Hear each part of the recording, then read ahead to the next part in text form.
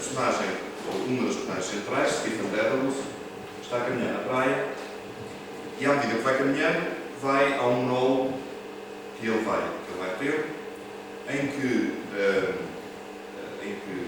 faz uma diferença, uma distinção.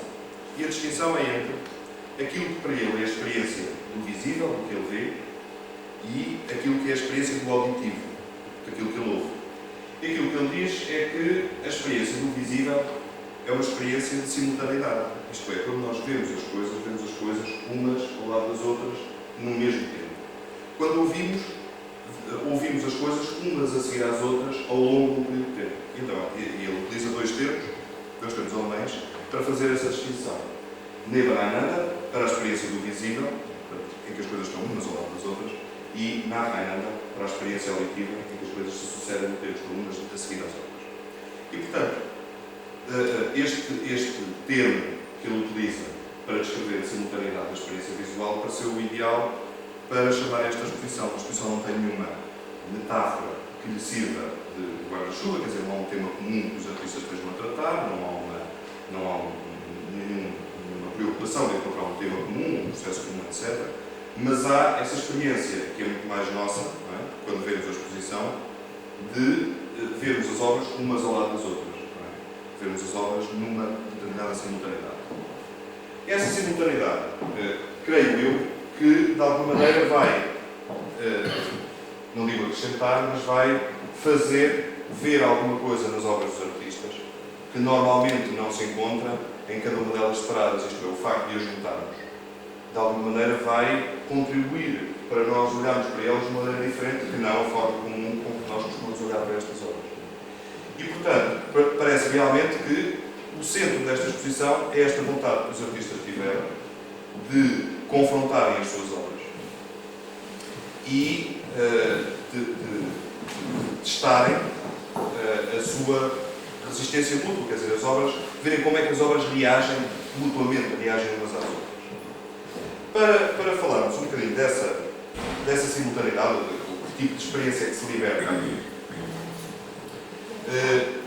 aquilo que eu vos proponho é vermos um bocadinho as obras recentes destes três artistas, ver um bocadinho as obras recentes deles, também para termos uma ideia no percurso recente como é que, onde é que se inserem estes trabalhos que eles estão agora a apresentar.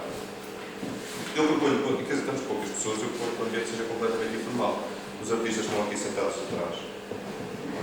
Jorge Molder, o Seixas, o Julião Sarmento. Eu penso que as pessoas têm toda a curiosidade em fazer as perguntas que muito bem entenderem que eles estão aqui para isso, mais do que eu. E, portanto, o ambiente, espero que seja completamente informal, senão há uma conferência exatamente. Então,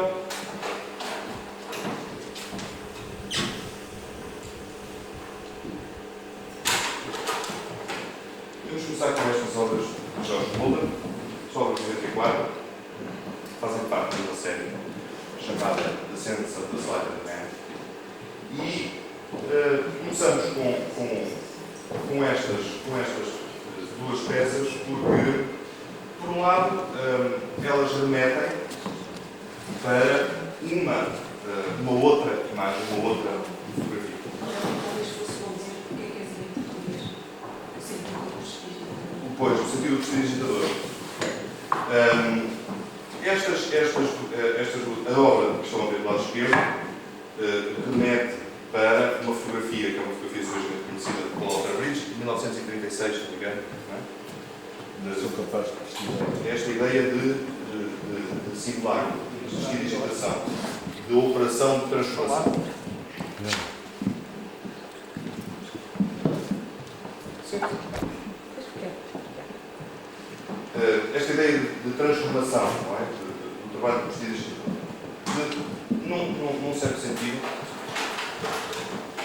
eu creio que todas as obras, ou estas obras deste período de Jorge Molder, que nós estamos a ver, e a que pertencem também às obras que estão nesta exposição, todas elas, de maneiras diferentes entre si, mas todas elas tratam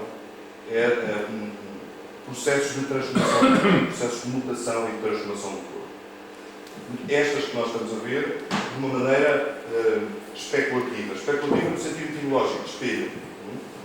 Em 1909, Roger Fry escreveu um ensaio, que se chama mesmo um ensaio sobre estética, em que, logo no início do ensaio, ele tem explica o que é a experiência do imaginário. E para explicar o que é a experiência do imaginário, faz uma analogia, ou descreve uma situação. E a situação é assim: nós vamos andar na rua, estamos a ver montras quando vamos andar na rua. E quando estamos a andar na rua e a ver montras, há momentos em que nós olhamos para o que está dentro da montra. E, portanto, estamos a ter uma experiência real, da realidade. Olhamos para o que lá está na montra. Mas há outros momentos em que nós nos deixamos levar, não pelo que está exposto na montra para ser visto, mas deixamos levar pelo reflexo que a montra provoca do que está atrás de nós. E, portanto, nós, naquela montra, encontramos uma segunda função. Às vezes são coisas que demoram frações de segundo, quer dizer, nós de repente deixamos de olhar para o que lá está e passamos a olhar para o reflexo. E no reflexo temos o mundo dado de uma outra maneira, dado como reflexo, como distância. E estas imagens de George Muller fazem lembrar essa possibilidade de ver o mundo de outra maneira através de um processo especulativo no sentido de espelho, não é? No sentido em que existe uma outra realidade que é gerada só pela distância que é causada pela imagem reflexiva de um espelho.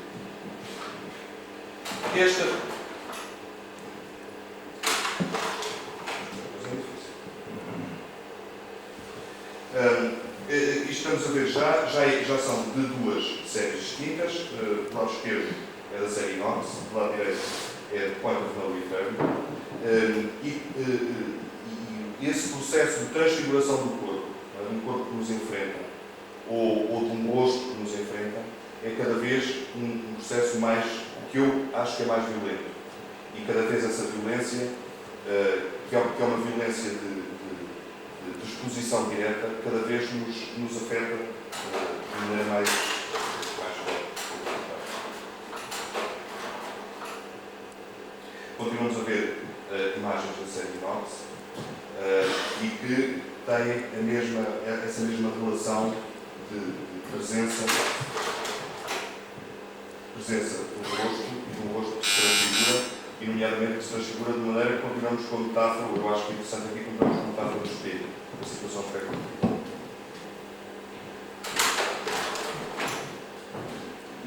Estas imagens já são da série chamada TV, que faz um jogo de palavras com Tropovero, que foi o comentário do Papa Inocêncio X, foi quando viu o retrato de que Velázquez pintou e achou que esse retrato era demasiado verdadeiro. E, por outro lado, faz um jogo exatamente com TV, com televisão. E este título de TV parece um título particularmente esclarecedor em relação a estas imagens, porque elas, de alguma maneira, criando a ficção, que é a própria presença fotográfica, de alguma maneira, elas ostentam essa demasiada veracidade do rosto. Essa demasiada veracidade de um rosto pouco nos fita, pouco se transforma, pouco muda, pouco se transfigura. Esta ideia construtiva, não é? De um corpo que se constrói, de um rosto que se constrói, de um processo que se constrói, também, na minha opinião, também é verificável ou pode ser visto na obra de Rui Sanches. A peça que nós estamos a ver do lado direito pertence a uma série que foi exposta pela primeira vez em 1972, chamada Bodybuilding. Bodybuilding, em tradução literal, quer dizer exatamente isso, construção de um corpo. E, portanto, os trabalhos de Rui Sanches, podíamos ver trabalhos anteriores, que de alguma maneira faziam a arqueologia dessa preocupação da construção do corpo, mas estes trabalhos, a partir de 92, passam de uma ideia construtiva do corpo, diretamente a partir de cabeças que são cabeças transfiguradas, que são cabeças construídas por planos que se metamorfoseiam, até uma ideia alargada de um corpo, que é um corpo que se desenvolve e que de alguma maneira irrompe na ortogonalidade do espaço, quer dizer, há massas corporais que nascem de corpos com uma ortogonalidade fixa, com uma estabilidade fixa, e essas massas corporais fazem-nos perceber o processo de construção. Há um texto curioso de Godia Brecha, intitulado Vortex, que é um texto do princípio do século, em que ele diz que a escultura é a edificação de uma massa por planos, é a construção de uma massa por planos. E eu olho para a escultura de Luís Sanches e parece-me sempre uma espécie de demonstração desse processo edificativo de massa por planos. Esse processo de edificação por planos, ao mesmo tempo que ele se edifica, sendo mais próximo da dimensão corporal, como é o caso destas peças, ou de uma outra forma, aproximando-se de uma dimensão mais arquitetural, às vezes quase paisagística. Quase que nos desvendam de que forma é que as tensões se geram e de que forma é que as energias se geram na construção de um corpo escultórico, de uma massa que se constrói por planos. Por outro lado, ainda encontramos aqui uma espécie de arqueologia da construção, e esta arqueologia da construção, seja na utilização dos espelhos, seja na utilização dos vidros, nesta conjugação de materiais, dos aglomerados de madeira, dos espelhos, dos vidros, ou como tinha sido no caso anteriormente, com as esferas, ou com a utilização de panos, ou com tubos, como aliás numa das obras que nós aqui passamos já se viu. Há sempre o estabelecimento de relações, não é? Os corpos não são corpos monádicos, são corpos relacionais, e essas relações na utilização desses materiais quase que está descrito, quase que nos está narrado esse processo de edificação e de construção. E, já agora, coisa que eu também acho, ou que me parece que acontece nas peças que estão nesta exposição. Elas, de alguma maneira, são mais próximas da arquitetura do que estas obras que nós temos estado a ver agora, que não quer dizer que seja um processo evolutivo. Nós podemos ver obras de Luís Sanches que são anteriores, mas que, de alguma maneira, têm uma preocupação arquitetónica muito definida. Mas nestas obras há uma ligação com a arquitetura, com uma modulação deste corpo que deixa de estar próximo do corpo humano, mas passa a estar mais próximo do corpo arquitetónico, quer dizer, do corpo público, do corpo de vivência pública. Estas duas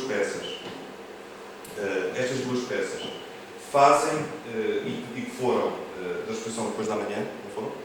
Da esquerda. São muito reveladoras dessa passagem da dimensão corporal para uma dimensão arquitetónica, no caso da peça da direita, com uma presença, ou é muito visível, a relação com uma peça imobiliária, com uma mesa. Não é? Nós não temos dúvida em olhar e saber que é uma mesa. E essa relação que nós estabelecemos com o objeto que nós nomeamos como tal, como uma mesa, faz-nos, de maneira clara, essa ponte entre a nossa dimensão cultural, da nossa identificação do corpo e a dimensão da arquitetura. A obra que estão a ver do lado esquerdo do Sanches é a mais antiga dentro desta sequência que nós vimos. É uma peça de 1991 que foi feita para o Museu de Campo. E na construção daquela obra, eu creio que é muito claro também esta ligação, quer com o espaço onde ela está inserida, reparem como os tubos atravessam o espaço de 10 a 10 e, portanto, como estabelecem um fluxo, um fluido no espaço. E, por outro lado, demonstram essa preocupação com a ordem da construção e a ordem pela qual o corpo se define em relação a si próprio e se define em relação ao espaço. E por isso eu coloquei esta peça do Julião Sarmento, esta obra do Julião Sarmento chamada Black Fence, e que é uma peça que parte um pouco também dessa preocupação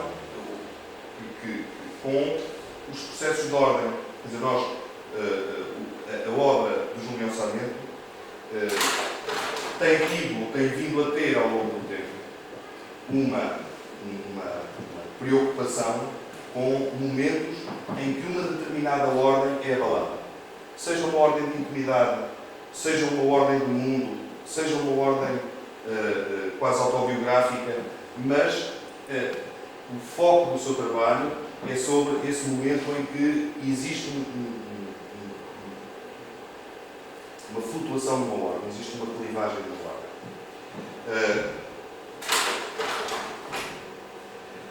Em todas estas obras, nós temos a ver obras de 91, em todas estas obras, as situações que são geradas quase que nos fazem imaginar ficções, embora elas não sejam ficcionais por si, quer dizer, elas não nos contam uma história. Mas o facto de não nos contarem uma história não quer dizer que nós não imaginemos ficções a propósito delas. E quando nós imaginamos ficções a propósito dessas obras, é como se nós entrássemos na natureza deste trabalho, que escolhe um ponto de contacto entre o desenho e a pintura, um polo de transição entre o desenho e a pintura, em que os processos de construção anteriores de cada obra vão sendo apagados, mas ficam os vestígios, vão sendo rasurados, mas nós conseguimos quase reconstruir a forma como a obra se construiu. E nesse processo de reconstrução que nós mentalmente vamos fazendo, nós vamos construindo uma determinada ficção, que não é a ficção que a obra nos propõe, mas é a ficção que nós projetamos na obra. Nomeadamente, essa quase compulsão que nós temos de gerar essas ficções, ela existe porque nas obras os pontos de contacto e as zonas de tensão, as zonas de transformação, o contacto entre corpos, não é? Que nós identificamos como tal, de pessoas que se tocam, de objetos que escorregam, de objetos que tocam em superfícies, são sempre capturados em momentos de instabilidade, em momentos de mudança e de instabilidade. E, de alguma forma, esse percurso da instabilidade é um pouco aquilo para que eu penso que o Julião já nos tinha chamado a atenção quando as suas obras, nós vimos obras dessa série, se chamavam Ema, que de alguma maneira, embora escrita com 2 M's, de alguma maneira nos remetia para Eugène Bovary e, portanto, para Flaubert e para toda uma história também de clivagem pessoal. Eu acho que o Julião já está. Não, embora não, exatamente por isso. Embora não. Não, exatamente por isso. Ou então. E eu vou lá e esquece também. Escreves com 2 M's? Sim. Ah, pronto. Então está muito mais certo da pensão. Ou então as obras que remetem para Sade, ou então estas obras, do caso de que é exemplo, a obra que se encontra em baixo, na sala de baixo aqui na galeria, que remete para a história da correspondência entre James Joyce e a sua mulher Nora, durante os 2 pequenos períodos em que estiveram separados, e o Julião tem uma série de trabalhos que vai buscar frases da correspondência entre Joyce e Nora. Essa correspondência traduziu uma relação muito conflituosa na altura, e são sempre esses momentos em que uma ordem é abalada, seja uma ordem de intimidade, seja uma ordem social, seja uma ordem.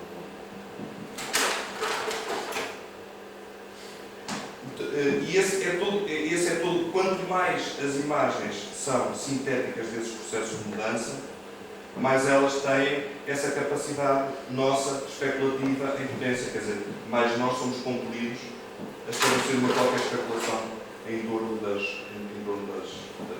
Esta última obra chama-se Seco, era uma obra de 93 e que pertencia a uma instalação mais vasta, onde não havia só pintura, mas havia também 2 fotografias e depois teve uma continuação numa outra instalação que tinha também objetos tridimensionais.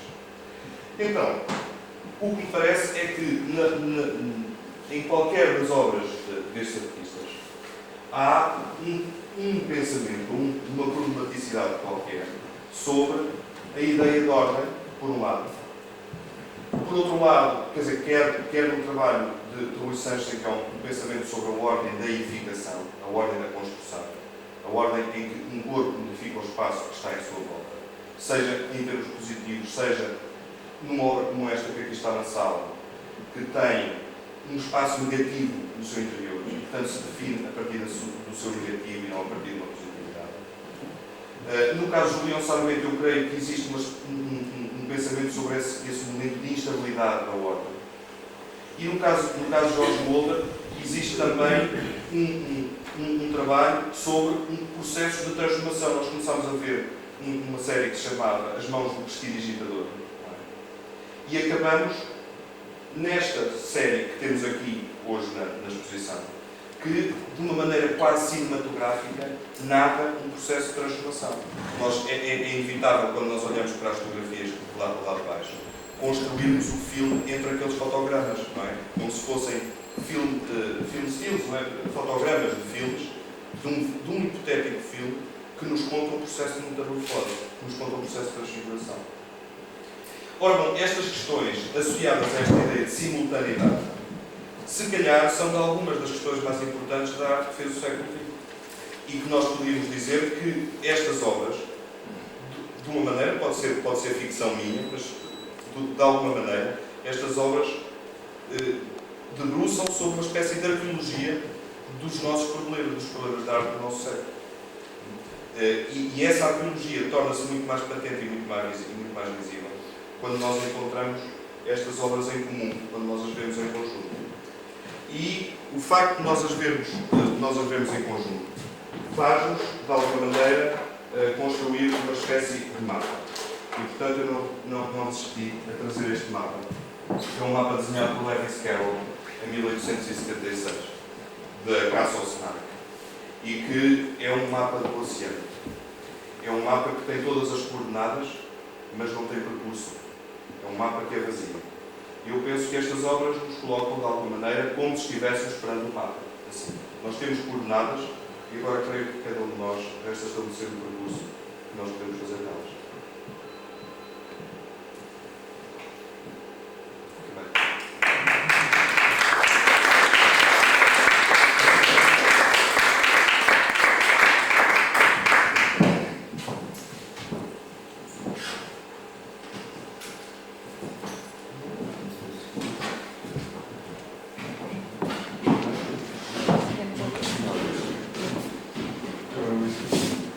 Agora estejam à vontade para fazer perguntas aos artistas. You got late.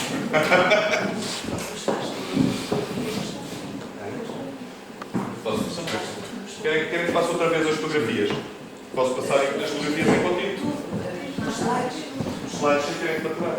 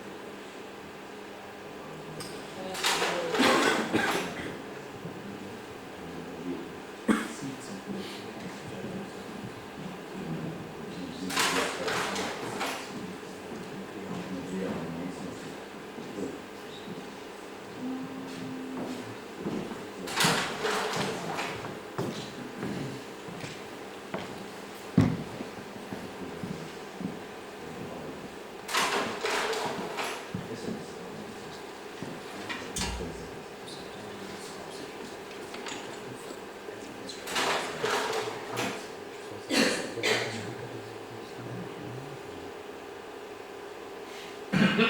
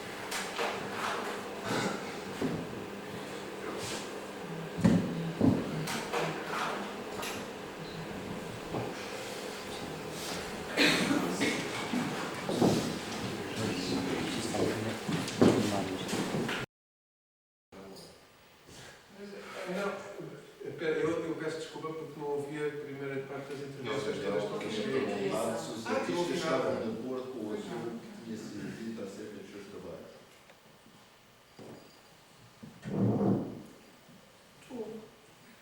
Estou. Não só, eu acho que é uma das muitas maneiras de se poderem entrar as coisas. E é uma maneira tão válida como qualquer outra.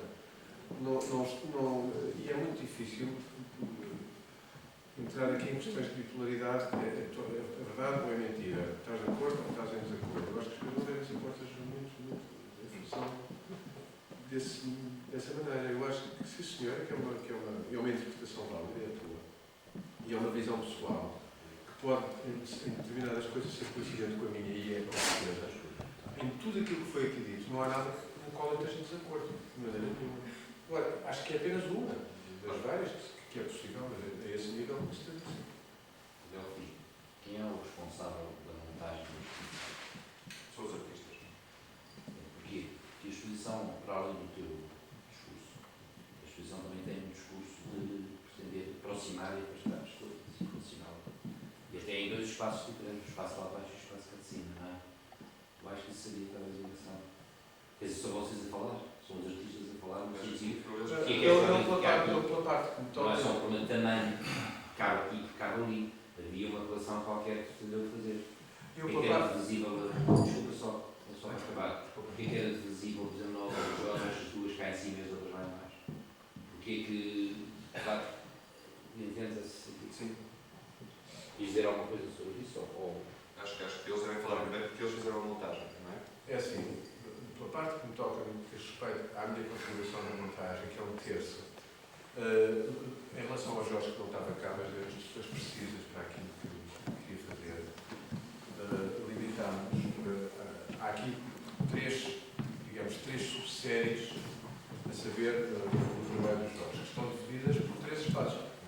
Aquela sala, que aliás eram duas fotografias, nesta sala, o resto eram 3 fotografias, e no lado de baixo, que eram 5 fotografias, por necessidades exclusivamente de espaço, e porque ele assim o entendeu, foi a cada uma destas 3 séries retirada uma peça. Ok. Mas isso por instruções específicas Eu posso falar um bocado sobre isso.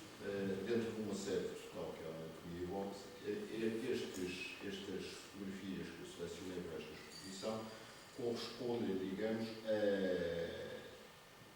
capítulos.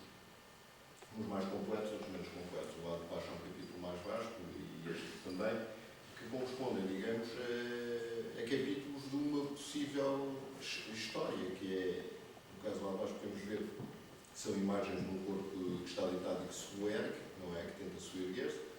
Estes retratos que têm a ver, digamos, com uma imagem típica de cartazes, ou aqueles outros que está ali que têm a ver com aquilo que se pode chamar a oscilação do corpo. E, portanto, quer dizer, tanto quanto me lembrava e poderia configurar o espaço, eu pensei que essa divisão fosse possível, mas, claro, essa divisão, a presença depois tem sido compreendida em função de um sistema de harmonia com as outras obras, e isso também para aquilo que tu disseste. Quer dizer, interessava, de facto, que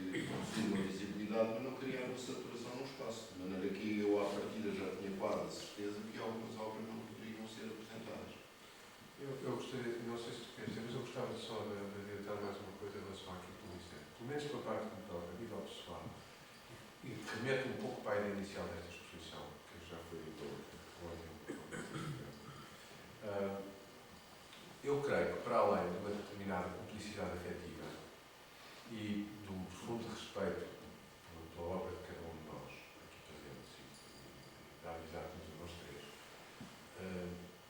depois, por outro lado, é muito curioso ver a interpretação do Delfim, que cria um fio condutor entre todas as coisas, mas, de facto, não há nada que tenha provocado a criação deste corpo de trabalho em geral como objeto único. Portanto, em termos absolutos, quer dizer que estas fotografias do Jorge poderiam estar naquela sala e junto com os trabalhos que estão ali, ou poderiam estar lá embaixo os trabalhos que estão lá, os meus quadros poderiam estar lá embaixo e aquele ali e aquele.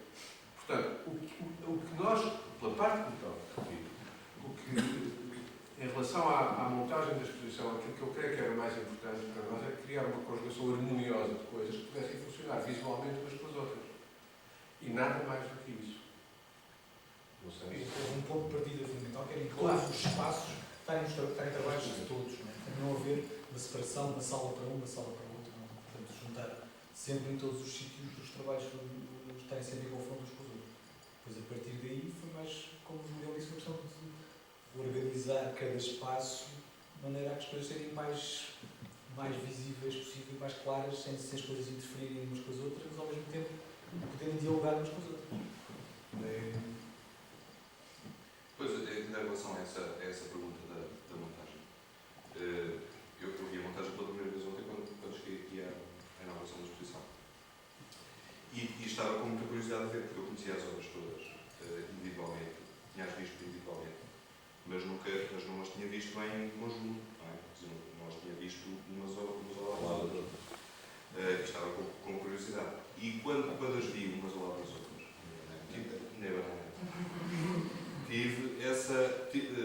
Para mim foi muito simpático confirmar que elas, de facto, quando juntas, há alguma coisa mais que se liberta delas. Quer dizer, elas quando se vêem em conjunto, há qualquer coisa que se liberta. Mas é qualquer coisa que é muito difícil de explicar, de verbalizar. Quer dizer, eu não sei exatamente o que é que se liberta.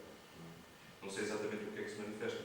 Mas o que é facto é que há um sentido qualquer que eu acho que de alguma maneira perpassa quando estas obras se veem em conjunto. Exatamente qual é que ele é muito difícil, mas é sempre muito difícil transferir uma experiência visual para palavras. A palavra, dizia o Foucault, não se dá bem com a imagem. Não é? E, portanto, tenho muita dificuldade em dizer o que é que se liberta exatamente. Há algumas preocupações que poderemos achar que são preocupações comuns. Não é? E há uma espécie de fio condutor, um understatement, uma coisa que está por baixo, subterraneamente, não é? Que faz ligações entre as obras. Mas depois, quando elas são expostas, não é só esse understatement, não é? Que é aquilo que eu tentei escrever no catálogo, mas é alguma coisa mais que eu não consigo explicar, mas que me diz que estas obras, quando são confrontadas, faz sentido confrontá-las, quer dizer, elas dão-se bem na sua vizinhança. Esse é um dos mistérios das obras, porque é que algumas estão bem e outras estão mal. Por exemplo, o facto de elas serem, nesta exposição, nas duas salas, haver uma ausência de cor saturada, por exemplo, serem todas obras a preto e branco, ou então em vez em cores muito esmaiadinhas, com, por exemplo, os fundos crus do Julião ou a cor da Aparito, do Pisache, do Madeira, depois o preto e branco do Jorge e o preto e branco do Julião. Essa monocromatismo, esse preto e branco, esse monocromatismo não são razão para se ver se vê Talvez sim, eu acho que sim. isso presidiu foram autores escolhidos nesse sentido, ou obras escolhidas nesse sentido, que não prejudicassem, que não trouxessem uma cor saturada. Não todo. Quer dizer, esta exposição, deixa-me contar a história de fora porque assisti a ela. Não é? A exposição nasceu de geração espontânea e da vontade deles, os três, mostrarem as obras em conjunto, não é? De fazerem uma exposição os três. Quer dizer, não foi uma exposição que começasse com um guarda-chuva teórico qualquer, temos uma metáfora qualquer e, portanto, estes são os artistas que encaixam dentro desta metáfora. Não foi nada disso. Foi uma coisa de geração muito mais espontânea. E eles os três tinham vontade de expor juntos, não é? Por mutuamente apreciarem o seu trabalho, não é? E tinham vontade de experimentar esta situação. E, portanto, a situação gerou-se por si. O facto de haver, o tal facto da coisa funcionar muito a preto e branco, não é? E isso é uma realidade. Mas isso, se calhar, pertence ao universo cultural deles, não é? Ao universo cultural deles, quer dizer, o Julião, desde 1990, que está a fazer maioritariamente, salvo a série de Frozen Leopard, não é? E os teus quadros do Brasil, que a maior parte do teu trabalho, tens agora os quadros que têm elementos azuis, não é? Mas a maior parte do teu trabalho é preto e branco. Tu utilizas, fizeste a primeira Polaroid, Capa do catálogo. E o Rui tem trabalhado com esta natureza de materiais desde o início do seu percurso, não é? Quer dizer, com as madeiras, com os aglomerados, com os vidros, com os espelhos, que estávamos a falar um bocado, com as bolas, as esferas de borracha, as esferas metálicas, os tubos, não é? E, portanto, também dentro, se quiser, dentro de uma grama cromática que é muito semelhante e que é da natureza desses materiais. Eu acho que tem quase um valor elementar cada uma das obras deles, aqui expostas, no seu conjunto. Tem a ver com um lado de matérias muito despejadas, com matérias polis, no caso da escultura e no caso da pintura, com transparências, no caso da escultura, com uma espécie de sobreposições de transparências, no caso da pintura. E na fotografia, por um lado a luminosidade, por outro lado uma espécie de atmosfera, uma espécie de ar que pesa, um ar que pesa através da luz. Parece que há assim uma relação elementar dos 4 elementos, ou pelo menos de 3 elementos que eu vejo aqui. Por outro lado, é interessante que a única obra que quase que tematizava o Neva Ananda não esteja exposta para um verdadeiro monstro enquanto obra, que é a questão da capa do catálogo. É uma peça do Rui, uma pseudo-peça do Rui, com um pseudo-desenho do Julião e uma fotografia completamente elaborada pelo Jorge. E isso é interessante porque é quase a demonstração de que não é possível tirar nenhuma conclusão da exposição no sentido de falsas afinidades ou de um tema comum. Mas, por outro lado, é uma espécie de tentativa humorística, eu vejo como uma tentativa humorística, de mostrar a impossibilidade do Nevananda autêntico, forjado, não é autêntico, é espontâneo, digo eu. Eu acho muito interessante aquela capa, por causa disso é uma obra que não se pode ver, não se pode realmente ver aquela obra. Está ali, mas ela não existe, não se pode ver enquanto tal. E enquanto tal, não interessa nada, se nós a vimos não interessa nada. Por um lado a fotografia, adeus. Já não se vê, se não se vê a obra. Mas, se ver a obra só se pode ver na fotografia, na capa do livro. Acho que é um desafio engraçado, é uma espécie de deitar abaixo da teoria de uma ligação que não seja uma pura afinidade.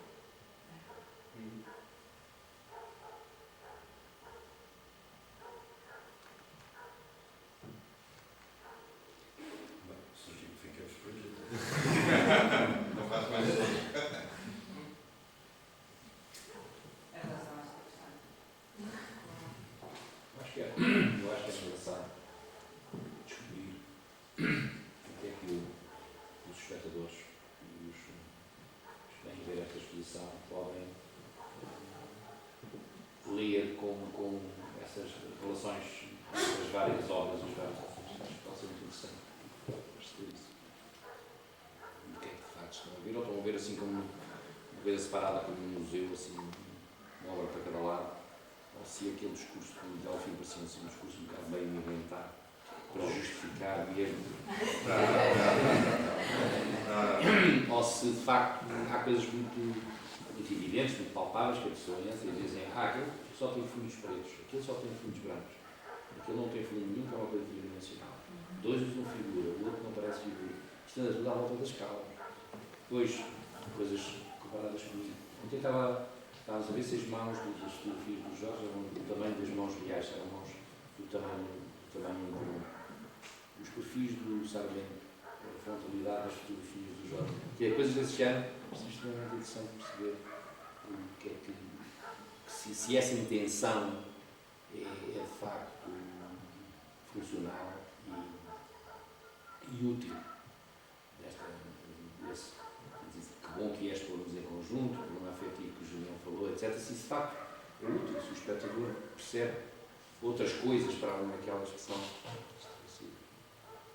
Eu acho que eu não sou espectador, mas isto só Também é. funcionar chega aí. Também é. Eu não acho que tenha a ver com nenhum sentido de funcionalidade, não é isso que, pelo menos não é isso que eu pretendo em relação a isto.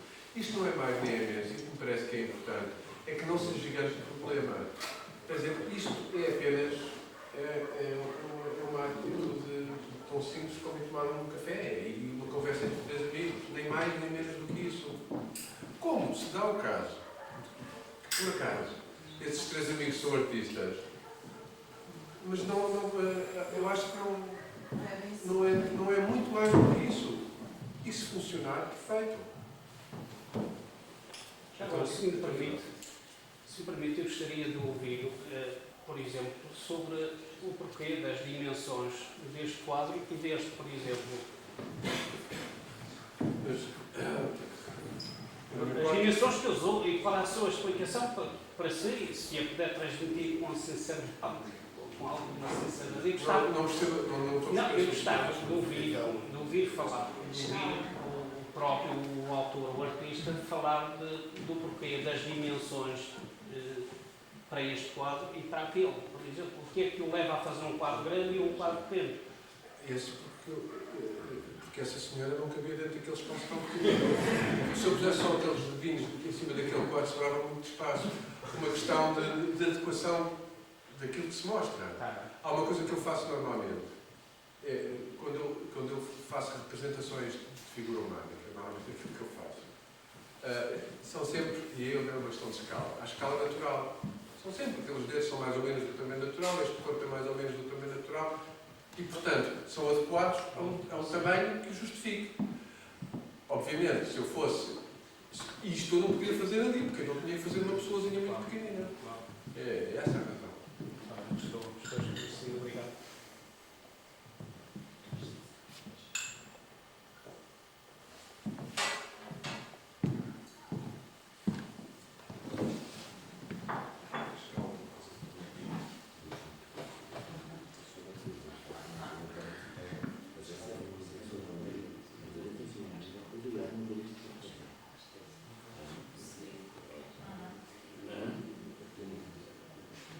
Eu acho que há uma coisa com estas obras e provavelmente outras obras de outros artistas, mas como nós estamos a falar destas que estão aqui, é que todas elas têm um segredo qualquer. Não são. Há qualquer coisa delas que está fechado, que não está bem aberto. Que não é simplesmente um impulso qualquer narrativo suposto que tem, mas são coisas completamente, imediatamente acessíveis. Aparentemente. Nós vemos o que está ali, vemos o que está aqui, o que está aqui, sem necessidade de explicação prévia, imediata. Mas há mesmo não sei se é um pequeno ou um grande segredo, qualquer coisa que emana delas, que anula essa proximidade, essa imediatez. Cria uma barreira. Isso é muito interessante, todas elas fazem isso. Nas peças do Colégio, no peça em particular, o segredo está quase tematizado, não é? O facto de haver uma abertura no meio, que não é logo perceptível quando nós nos aproximamos. Mas mesmo essas fatias que estão umas em cima das outras, nos quais isso era claro, criavam, do ponto de vista formal, acontecimentos até mesmo do ponto de vista, no caso do slide da fotografia, do ponto de vista daquele que fez a fotografia, nós não descobríamos facilmente e a obra aparentemente era de acesso imediato. Isso foi muito surpreendente quando vi aqueles slides. As projeções das sombras, que os desajustamentos entre estas camadas faziam, quer fossem verticais, quer fossem horizontais, provocavam esses desastres na compreensão que aparentemente não estávamos à espera deles. Aquilo é tematizado por causa daquele segredo que está no meio e lá embaixo aquele maravilhoso risco verde, que eu não descobri logo, dei à volta daquilo e não descobri. Aliás, foi o Delfim que me estava a trabalhar e eu descobri com ele, que irrompe com um mistério mesmo. aquele fiozinho do vidro. Eu, por acaso, não sei se o Rui deve confirmar isto, mas as peças do Rui eu acho que são peças muito difíceis de fotografar, pessoal. Normalmente não é fácil fotografar as tuas peças. E é exatamente, creio eu, por isso que estás a dizer. Porque elas criam Parece que elas blocos de... segregam, sombras segregam, não são sempre visíveis, depende do ponto de vista em que estás e depende da iluminação. Exatamente. E não se podem sempre ver de qualquer maneira, mas nós chegamos ali e achamos que é uma data de coisas umas em cima das outras, camadas. Ou então, mesmo pedaços de madeira uns em cima dos outros, não parece nada difícil de escrever, não é? Pois.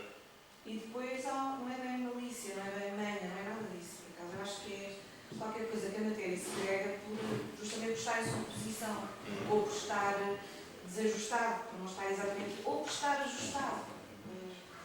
É por estar, se calhar, simultaneamente ajustado e Eu acho que é isso, justamente.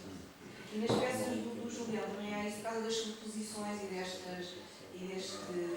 deste apagamento, não é? Desta falsa transparência.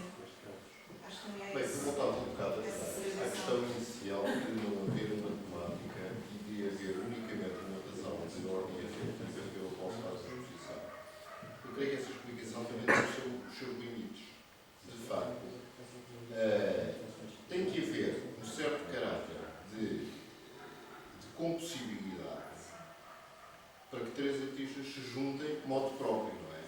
Uma coisa é serem convidados. Agora, isso significa, quer dizer, ou traduz, de algum modo, que cada um de nós vê as nossas obras numa apresentação conjunta como possível e desejável. E, embora isso talvez não seja traduzível facilmente, mas poderá ser traduzível por razões que o Delfim referiu, por razões que tu, Filomena, também acabas de dar, mas são qualquer coisa que é intuído. Nós, no fundo, operamos, ao decidir fazer uma exposição conjunta, operamos um certo tipo de aposta, um certo tipo mais que uma aceitação, um certo tipo de cumplicidade. Mas, claro, mas a questão é esta. Quando eu falei, não falei exclusivamente dessa questão de uma proximidade afetiva que nos levou a fazer esta exposição. O que me parece é que, no fundo, a nossa cumplicidade, inclusive a nossa amizade enquanto pessoas, se baseia em afinidades relativas em relação ao trabalho que nós fazemos. Não nasce por acaso. Eu, se calhar, não era amigo de um. Se calhar, não, tu a dizer se calhar, estou a isto no campo das hipóteses, ou não funcionava em termos de diálogo normal com um artista cujo trabalho não tivesse poucas ou nenhumas afinidades. Portanto, as coisas não existem. É assim, há umas coisas que nascem antes das outras. E o que é que nasce antes? É o interesse que o teu trabalho pode despertar. Estás a entender? Pois eu entendo, mas... Portanto, isso é um pressuposto já. Eu não penso exatamente assim. Eu penso que tenho uma data de amigos, uns cuja obra aprecio, outros que não aprecio particularmente, com quem gosto de estar e conviver, mas não gostaria de fazer uma exposição com ele. Com certeza. Claro, está bem. Eu também percebo o que é que o João está a dizer, é que não há nenhum processo indutivo de uma obra para a outra, não tem nada a ver uma com as outras, nada, absolutamente nada. São universos completamente concentrados em si, uns mais opressivos do que outros, mas completamente alheios, a verdade é essa, completamente alheios. Não têm princípios formais da mesma ordem, não têm o mesmo género de opções, não procuram a mesma coisa, a expressividade é completamente distinta. Há aqui obras que parecem absolutamente inexpressivas, outras que parecem carregadas de demasiada expressividade, mas talvez também não seja bem assim, aparentemente é assim. Mas o Manuel Costa Cabral tem razão, e essas afinidades de são uma espécie de extremamente recíprocos entre elas nesta exposição. É um tal mistério que tu falaste, agora nos vais explicar porquê. Talvez até possamos explicar, não. Mas no limite ficamos a dizer que foi um bom acaso, um feliz acaso, não é? Sim, mas há... Mas eu não acho que não é acaso. Não, A questão é que não não é acho um que é acaso no acaso. sentido subjetivo. É um acaso seguido objetivo. É uma coincidência feliz. Uma confluência. Eu acho muito interessante a ideia do mistério e que tu falaste. Porque o que eu acho que há de comum entre todos eles é que todas as obras fazem silêncio à sua maneira. Silenciosas são elas por natureza. Mas há um silêncio que gera um tal mistério. Há uma ação que é interrompida ou que está apagada, e há um silêncio, se calhar, mais literal das obras do Rui. São esculturas, não há tanta teatralização. E depois há uma tensão muito forte, talvez por uma carga autobiográfica muito forte delas, há uma tensão muito forte que se sente desta presença. Mas tu estás a dizer sobre o silêncio, isso é muito curioso, porque realmente quaisquer destas obras, elas são obras que, e algumas obras são assim, exigem silêncio à volta, quer dizer, são obras que ocupam muito espaço visual, não é? Espaço, elas quando existem, criam vazios à volta. E qualquer das obras, quer as obras do Rui, quer as obras do Leão, quer as obras de Jorge, têm esse efeito, são obras que necessitam de silêncio em termos visuais à volta. E por isso, essa era uma das razões, realmente, da minha curiosidade, em ver a exposição montada efetivamente, não é? Porque era um dos polos de mais intensidade, não é? Era saber como é que elas mutuamente reagiam, não é? Punhamos uma em frente à outra, como é que elas reagem mutuamente. As obras têm uma espécie de capacidade de resistência. Podem dizer que não. E podem dizer que não. E isto era uma espécie de teste à capacidade de resistência. Não é? Essas energias que se chocam nas obras. As obras não têm este tamanho, têm outro, não é? Não é o limite físico delas, é uma outra coisa que está à volta também.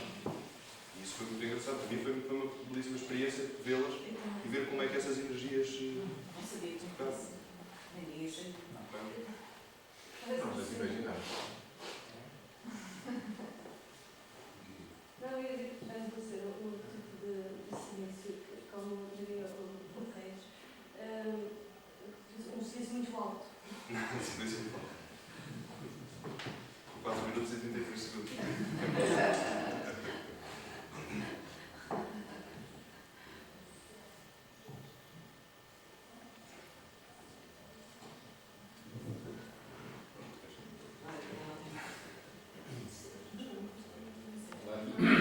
Aqui a dizer ao Calhau, parece que não tem sido muito habitual galerias, pelo menos portuguesas, em apresentar exposições neste limite de confronto ou de presença simultânea de vários artistas. O ano passado, quando cá estivemos, foi a exposição do Calhau com o Biberstein do Painting Plague. E agora esta pode ser mais uma especialidade da Madeira. Toda esta malta toda. E antes também gostaria de referir que o Biberstein, como o próprio nome indica, era tudo menos silenciosa porque tinha os Rolling Stones em música. Não, mas a vossa também é silenciosa de maneiras diferentes. Os vossos silêncios, pronto, que evidentemente que se adivinham em cada obra, em cada género, digamos, entre aspas, são silêncios que originam, que antecedem barulhos muito diferentes. Isso é uma coincidência um bocado cacafónica para dizer a altura, quer dizer, se todos começassem, se as ações se desenvolvessem, digamos, então já não havia silêncio, já havia outro barulho de outro tipo, não é? É engraçado isso, acho que é esse silêncio que antecede um barulho diferente. Sim.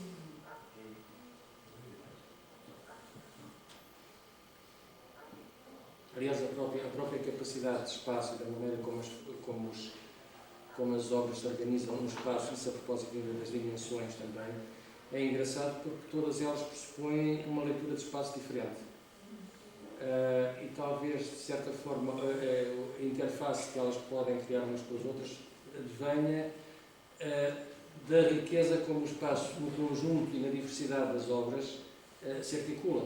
Ou seja, o espaço não é usado da mesma maneira, as figuras arrumam-se de uma maneira, os espaços são tensos, ou são mais silenciosos, ou são mais neutros. São silenciosos, são espaços, mas não são da mesma natureza, são muito diferentes uns dos outros. Portanto, o silêncio e o espaço também têm essa capacidade de se interligar e de provocar leituras que podem fazer exatamente o que para nós é simpático e agradável na exposição.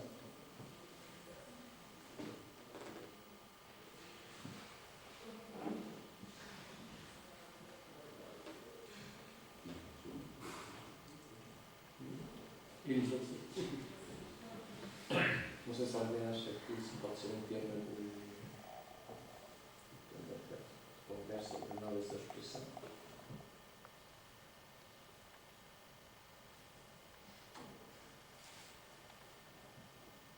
Para já, gostava só de dizer aqui uma coisa.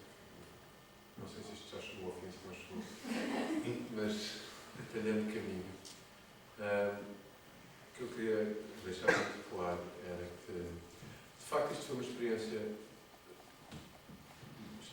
para além de ter sido uma experiência bastante agradável, foi para mim uma experiência bastante enriquecedora, porque eu não tenho grande, infelizmente, por razões alheias à minha vontade, em casos por outro pessoal, mas não tenho tido ultimamente muitas grandes experiências de participações coletivas em trabalhos. E para mim é muito importante pôr coisas em confronto umas com as outras, porque senão fica a falar comigo o tempo todo.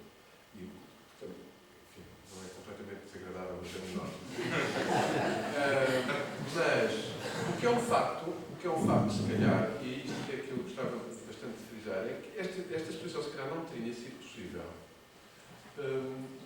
num contexto geográfico diferente. E aí quero agradecer à Cecília e ao Maurício a hipótese que nos ofereceram de fazer isto. Porque se calhar, se não tivesse sido aqui em Lisboa, que nós vivemos, nunca se teria feito. Nunca se teria feito. Muito provavelmente. Por falta de lembrança, ou por falta de oportunidade, ou por falta de tempo, ou por falta de espaço, ou por caso possas. Mas se calhar nunca se teria feito. E foi de facto esta experiência de insularidade que nos uniu nesta atmosfera agradável, que nos proporcionou, no caso que diz respeito, esta experiência positivíssima. Portanto, muito obrigado.